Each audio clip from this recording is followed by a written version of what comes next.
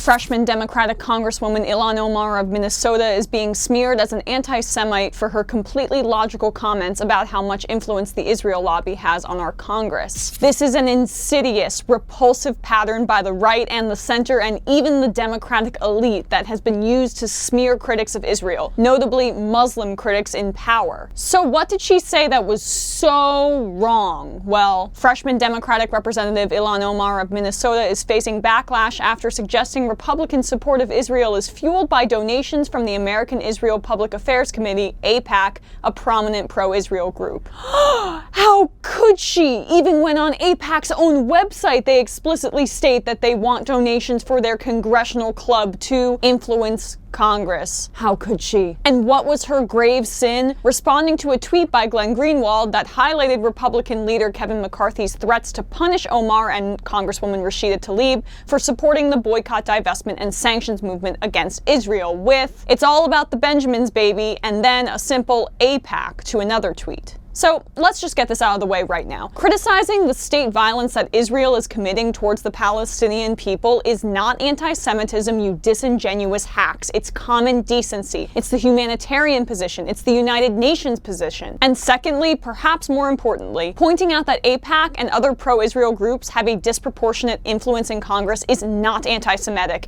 It's factual. Ilhan Omar is a Justice Democrat. She was elected on an anti-corruption platform. Did you think she wasn't going to call out the fact that the pro-Israel lobby contributed nearly $15 million last year to congressional candidates, increasing nearly yearly, and that AIPAC itself has spent millions on lobbying this past year? That the GOP's top donor is Sheldon Adelson, whose primary issue is Israel, who at Jared Kushner's speech that put the U.S. Embassy in Jerusalem clapped gleefully alongside the Trumps, whose wife Trump coincidentally decided to give America's highest civilian honor, the Presidential Medal of Freedom. And why does the Israel lobby only get this defense? The press rightly points out that the Saudi lobby has an insanely disproportionate amount of influence on our government. I, on this channel, have slammed the Saudi government for its genocidal war in Yemen and find America's continued relationship with its government to be hypocritical and deeply immoral. And yet, I will never be called Islamophobic for that statement. Neither will the media, who frame stories on the topic like this, per The Intercept's Mehdi Hassan. Calling the Saudi government an influence machine, saying Saudi Arabia captured Washington, calling out how Saudi Arabia spends lots of money for that influence specifically. If those headlines were about Israel instead of Saudi Arabia, the authors would have been called anti-Semitic, I believe. The authors are not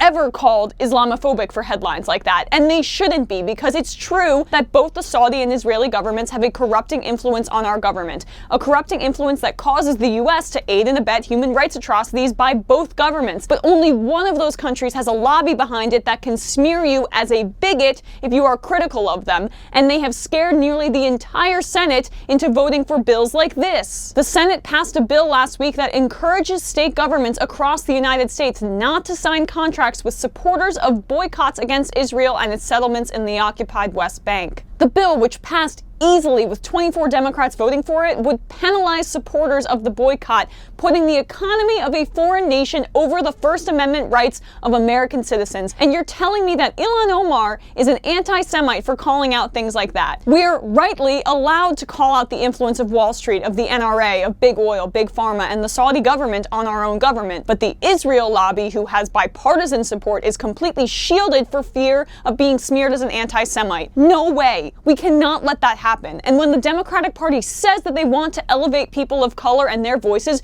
remember that they helped smear a woman of color in power for using her voice, informed by her experiences as a Muslim woman, to call out corruption in our government.